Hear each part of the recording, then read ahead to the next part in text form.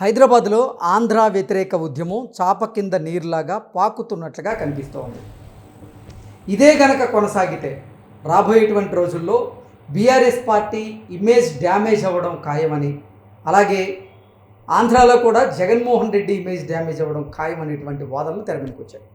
దీని మీద మనం పూర్తి స్థాయిలో విశ్లేషణ చేసుకుందాం. ప్రస్తుతం మనతో పాటు ఉన్నారు ప్రముఖ రాజకీయ విశ్లేషకుడు కృష్ణకుమార్ గారు. వారితో మాట్లాడదాం.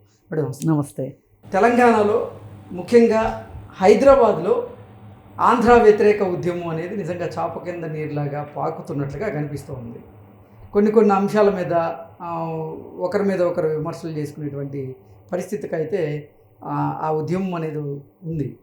అయితే ఇదే కనుక కొనసాగితే జగన్మోహన్ రెడ్డికి, ఇటు బీఆర్ఎస్ పార్టీ అధినేత కేసీఆర్ గారికి ఇబ్బందులు తప్పవు అనేటువంటి వాదనలు తెరమీదకి వచ్చాయి. దీని మీద మీ విశ్లేషణ కూడా ఇదే గనక ఇలాగే కొనసాగితే గనక నిజంగానే బీఆర్ఎస్కి కష్టం. అంటే ఆంధ్రప్రదేశ్ జగన్మోహన్ రెడ్డికి ఏంటి నష్టము అనేది నేను చెప్పలేను, కానీ నా అంచనాకు అందట్లేదు. కానీ ఇక్కడ మటుకు ఎందుకంటే ఎక్కువ మంది ఆంధ్రా నుంచి వచ్చిన వాళ్ళు ఎవరైతే ఉన్నారో సెటిలర్స్ అయితే అనకూడదు, హైదరాబాద్లోనే ఎక్కువ మంది ఉన్నారు. అంటే మన జిహెచ్ఎంసీ పరిధిలో ఎక్కువ మంది ఉన్నారు. ఉద్యోగాల రీత్యా రానివ్వండి, లేదు వ్యాపారాలు రీత్యా రానివ్వండి, ఇంకెందుకన్నా రానివ్వండి. ఇప్పుడు కొంతమంది ఏమైందంటే పిల్లలు ఇక్కడ సెటిల్ అయ్యారు, సాఫ్ట్వేర్ ఉద్యోగమనో లేకపోతే ఇంకోటో సెటిల్ అయ్యారు. తల్లిదండ్రులు కూడా వచ్చేస్తున్నారు. ఎందుకంటే ఇప్పుడు తల్లిదండ్రులకు కూడా పిల్లల దగ్గర ఉండాలని ఉంటుంది కదా. వీళ్ళకేమో ఇక్కడ ఉద్యోగాలు ఉన్నాయి, అక్కడ ఉండి ఏం చేస్తాం అని ఇక్కడికి వచ్చిన వాళ్ళు ఉన్నారు. ఇప్పుడు ఓట్లు కూడా మళ్ళీ మన ఊరెళ్ళి ఏమి వేస్తాంలే అనే ఉద్దేశంతో ఇక్కడే ఓట్లు కూడా ఇక్కడే ఉన్నమాట వాస్తవం. అయితే ఈ హైదరాబాదు జిహెచ్ఎంసీ పరిధిని నమ్ముకుని చాలా పార్టీలు వాళ్ళ సమరశంఖాలు పూరిస్తున్నమాట వాస్తవం. ఓకే. మొన్న ఎలక్షన్స్లో రాష్ట్రం అంతా కాంగ్రెస్కి గాలి వీస్తే ఈ జిహెచ్ఎంసీ పరిధిలో మటుకు బీఆర్ఎస్ గాలి వీసింది. బీఆర్ఎస్లో ఎక్కువ సీట్లు ఇక్కడనే వచ్చినాయి, హైదరాబాదు జిహెచ్ఎంసీ పరిధిలో వచ్చినాయి. అంటే వీళ్ళు ఏం ఆలోచించారు అంటే టీఆర్ఎస్ అప్పుడు ఉద్యమం అంత దూకుడుగా లేదు, మనకి కంఫర్టబుల్గానే ఉంది, పైగా 10 సంవత్సరాలు ఉన్నారు, ఏమో ఈసారి కూడా వస్తారేమో, మనకు పోయిందేముంది అనే ఉద్దేశంతో బీఆర్ఎస్కి జై కొట్టారు వాళ్ళు. సరే, రాష్ట్రం మొత్తం పరిస్థితులు వేరేగా ఉండి కాంగ్రెస్ గవర్నమెంట్ వచ్చింది. ఇప్పుడు ఈ పరిస్థితుల్లో ఏంటి అనేది ఆలోచించుకుంటారు, ఎవరు ఓటర్లు ఆలోచించుకుంటారు, పార్టీలు కూడా ఆలోచిస్తాయి. అయితే ఇక్కడ రేవంత్ రెడ్డికి కూడా సీఎం అయిన తర్వాత ఆంధ్ర ప్రాంతాన్ని విడిగా చూడటం కానీ అలా ఏమీ చేయకుండా అతను ఆ వ్యతిరేక భావనలు వచ్చేలాగా అసలు అతను ఏమీ మాట్లాడట్లేదు. పైగా ఇంకోటి, ఆంధ్ర వ్యతిరేకమైన మాటలు ఎక్కడా దొరలకుండా చాలా జాగ్రత్తగా ఉంటున్నాడు. అయితే అనుకోకుండా కొన్ని సందర్భాల్లో కొంతమంది రాజకీయ నిరుద్యోగులు ఈ పాట పాడుతున్నారు, ఆంధ్ర వ్యతిరేక పాట పాడుతున్నారు. ఆ మధ్యకాలంలో గత నెల అనుకుంటాను ప్రొఫెసర్ నాగేశ్వర్ గారి ఇష్యూ వచ్చింది. ప్రొఫెసర్ నాగేశ్వర్ గారి ఇష్యూలో ఏం జరిగింది అంటే, ఆయన ఏదో ఆంధ్ర ప్రాంతం రాజకీయాలు ఢిల్లీలో మాట్లాడుకున్న దాని గురించి నాకు చాలా దగ్గర మనిషి నాకు చెప్పాడు అని చెప్పి ఈయన చెప్పాడు. చెప్తే ఆ విషయం మీద ఆ పార్టీ వాళ్ళకి అంతర్గతంగా చాలా ఇబ్బంది వచ్చింది. ఇబ్బంది వస్తే వాళ్ళు కాస్త గట్టిగా మాట్లాడారు. వాళ్ళు మాట్లాడేసరికి వీళ్ళు ఇంకాస్త ఉవ్వెత్తున ఎగసిపడింది అన్నట్లు ప్రెస్ క్లబ్లో రౌండ్ టేబుల్ పెట్టారు. రౌండ్ టేబుల్ పెట్టి ఇష్టారీతిని మాట్లాడారు. ఎంత ఇష్టారీతిని మాట్లాడారంటే, ఎక్కడ దాకా వెళ్ళారంటే వీళ్ళు అసలు ప్రొఫెసర్ నాగేశ్వర్ గారు ఒక పార్టీ అంతర్గత విషయాన్ని ఈ విధంగా బయట పెట్టి మాట్లాడొచ్చా? తన విశ్లేషణగా చెప్తే పర్వాలేదు, కానీ ఈయన అక్కడ ఉన్నది ఉన్నట్లు చూసింది చూసినట్టు మాట్లాడటం ఎంతవరకు కరెక్టు?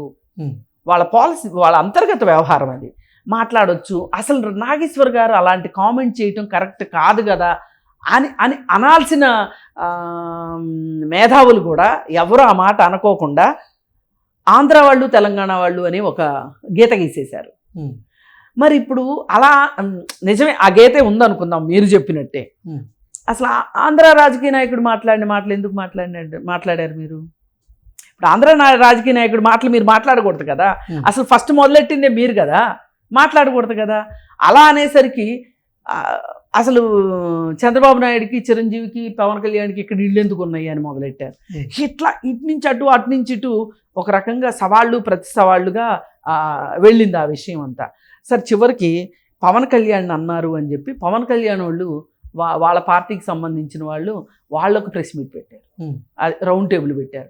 వాళ్ళు రౌండ్ టేబుల్ పెట్టిన తర్వాత వాళ్ళకి సమాధానాలు చెప్పాలని వీళ్ళు ఇంకో రౌండ్ టేబుల్ పెట్టారు, వీళ్ళు రౌండ్ టేబుల్ పెట్టారని వాళ్ళు రౌండ్ టేబుల్ పెట్టి మొత్తానికి ఒక 5 రౌండ్ టేబుల్ అయినాయి. ఈ 5 రౌండ్ టేబుల్లో తేలింది ఏంటయ్యా అంటే ఆంధ్ర వాళ్ళు అసలు ఎంతలా విషం గక్కారంటే అంతలాగా విషం గక్కారు. ఆఖరికి పవన్ కళ్యాణ్ ఫోటోకి చెప్పులు పెట్టి కొట్టి మరి ఇది సంస్కృత, ఇలాగా చెయ్యాలి.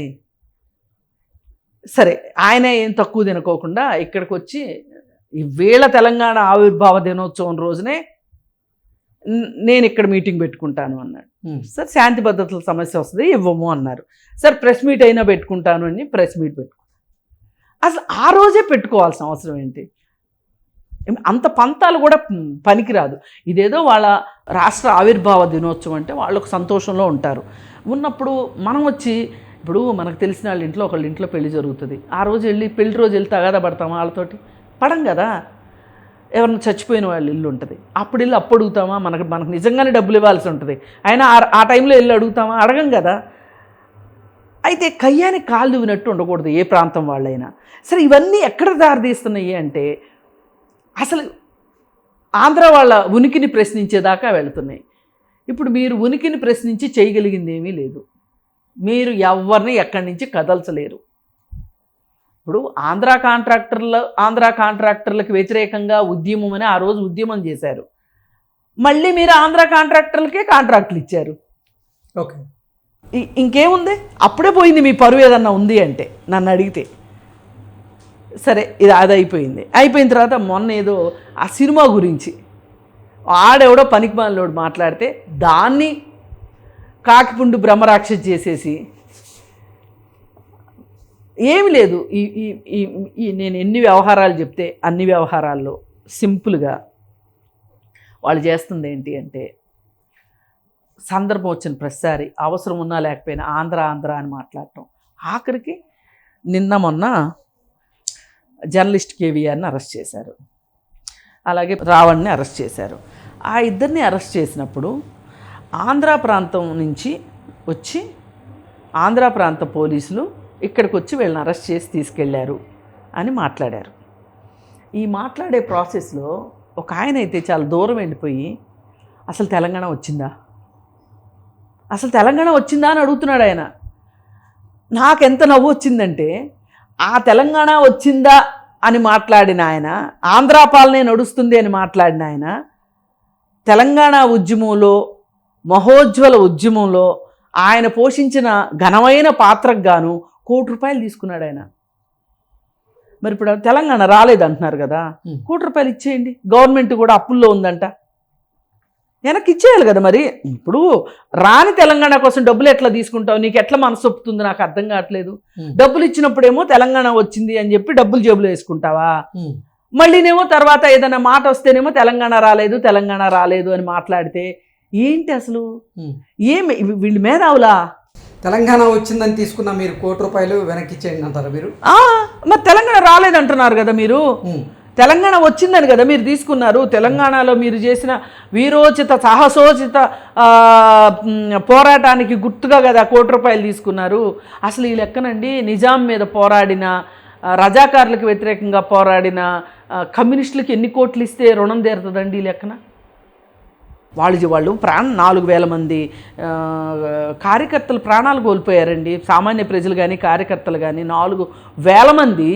అదేం చిన్న పోరాటం కాదు, పైగా దొంగ లెక్కలు కూడా కాదు అవి.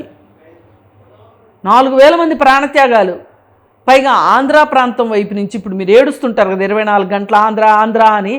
ఆంధ్ర ప్రాంతం నుంచి వచ్చిన నాయకులు ఇక్కడికి వచ్చి ఇక్కడ నాయకత్వం వహించి ఆ రోజు వాళ్ళు అసలు అలా అనుకుంటే కనుక అక్కడ ఏమి పోరాటాలు లేక వచ్చారా? ఇక్కడ వచ్చి చేశారు.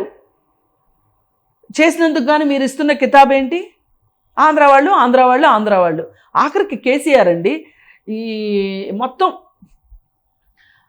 తెలంగాణ సాయుధ పోరాటానికి నాయకత్వం వహించిన చంద్రరాజేశ్వరరావు గారి పేరు మీద కొండాపూర్లో ల్యాండ్ ఇచ్చారు. ల్యాండ్ ఇస్తే ఆయన సిఆర్ ఫౌండేషన్ అని చెప్పి చంద్రరాజేశ్వరరావు ఓల్డ్ ఏజ్ హోమ్ అవన్నీ నడుస్తూ ఉంటాయి. ఆ ఏమి ఎవరికి సొంత ఇంట్లోకి వచ్చే ఏం కాదు, అందరం నా బోటోళ్ళతో సహా ఎంతో కొంత విరాళం ఇచ్చాం దానికోసం. అయితే అది లీజ్ టైం అయిపోయింది. అయిపోతే దాన్ని లీజు పెంచమని చెప్పి అప్లికేషన్ ఇస్తే ముందు రోజేమో సరే చేస్తానని చెప్పి తర్వాత రోజు ఆయన ఆంధ్రవాడు నేను చేయను అన్నాడు. ఎవరు? కేసీఆర్. అది అట్లా ఆగిపోయింది. చివరికి ఇప్పుడు రేవంత్ రెడ్డి వచ్చిన తర్వాత మళ్ళీ అప్లై చేసుకున్నారు, వచ్చేలాగా ఉంది. మరి లీజు ఎక్స్టెంట్ అయిందని అనుకుంటున్నాను నేను. అంటే మీకు ఇంత కడుపులో కత్తులు పెట్టుకుంటారా మీరు? మరి ఇంత చేసి మీరు మీరు మీరు సాధించామంటున్న తెలంగాణ రాలేదంటున్నారు కొంతమంది. ఇప్పుడు ఏంటి పరిస్థితి? ఈ గవర్నమెంట్ రాగానే కోటి రూపాయలు కొంతమంది ఉద్యమకారులకి ఇచ్చింది గవర్నమెంటు. వాళ్ళు కూడా ఇప్పుడు రివర్స్ అయ్యి మాట్లాడుతున్నారు. మరి మాట్లాడుతున్నప్పుడు ₹1 ఇచ్చేయచ్చు కదా వెనక్కి. నా ఉద్దేశం అయితే అది. నేనైతే సమంజసంగా మాట్లాడాను అనుకుంటున్నా. నాకైతే ప్రాంతీయ దురభిమానం కానీ లేకపోతే ప్రాంతీయ విభేదాలు సృష్టించాలని కానీ లేదు. కానీ ఈ ప్రాంతీయ తత్వాన్ని మనసులో పెట్టుకొని తమ రాజకీయ ఉనికి కోసం, తమ రాజకీయ మనుగడ కోసం ఈ అంశాన్ని ముందుకు తీసుకుని వచ్చి దొంగ ఉద్యమాలు చేస్తున్న వాళ్ళ గురించే నా అభ్యంతరం అంతా. నిజంగా తెలంగాణ కోసం, తెలంగాణ మీద ప్రేమతోటి ఉద్యమం చేసిన వాళ్ళ పట్ల కానీ, తెలంగాణ వాదం పట్ల కానీ నాకు ఎటువంటి వ్యతిరేకత కానీ అభ్యంతరం కానీ లేవు. కానీ వచ్చిన తెలంగాణని రాలేదని మాట్లాడడం ఎంతవరకు సమంజసం? రాలేదనుకున్న తెలంగాణ కోసం డబ్బులు తీసుకోవడం ఎంతవరకు సమంజసం? సందర్భం వచ్చిన ప్రతిసారి ఆంధ్ర పోలీసులు అని మాట్లాడటం కానీ, ఆంధ్ర నాయకులు అని మాట్లాడటం ఎంతవరకు సమంజసం అనేదే నా ప్రశ్నలు. ఈ ప్రశ్నలన్నింటినీ ఇక్కడున్న ఆంధ్ర ప్రాంతం వాళ్ళు కూడా అనుకుంటారు. అనుకున్నప్పుడు వాళ్ళకి మనసులో మెదిలేది ఏంటి అంటే, అర్థమయ్యేది ఏంటి అంటే, ఓహో మన అవసరం వచ్చినట్టు వాడుకుంటారనమాట, మన ఓట్లు వేయించుకుంటారనమాట అనే ఒక ఆలోచన వీళ్ళకి వచ్చిందనుకోండి. జన్మలో కేసీఆర్ ఊసెత్తరు, బీఆర్ఎస్ పార్టీ మాట ఎత్తరు. పైగా ఇప్పుడు ఈవిడ ఎవరైతే కవిత కూడా టీఆర్ఎస్ అనే పేరు పెట్టుకొని పార్టీ పెట్టుకొని ఈమె మాట్లాడే మాటలు కూడా అలాగే ఉన్నాయి కాబట్టి ఈవిడ్ని కూడా ఆదరించరు. ఓకే, ఇంకా వాళ్ళ మనసు చెప్పినట్టు వాళ్ళు ఓట్లు వేసుకుంటారు. Okay madam, thank you. Thank you.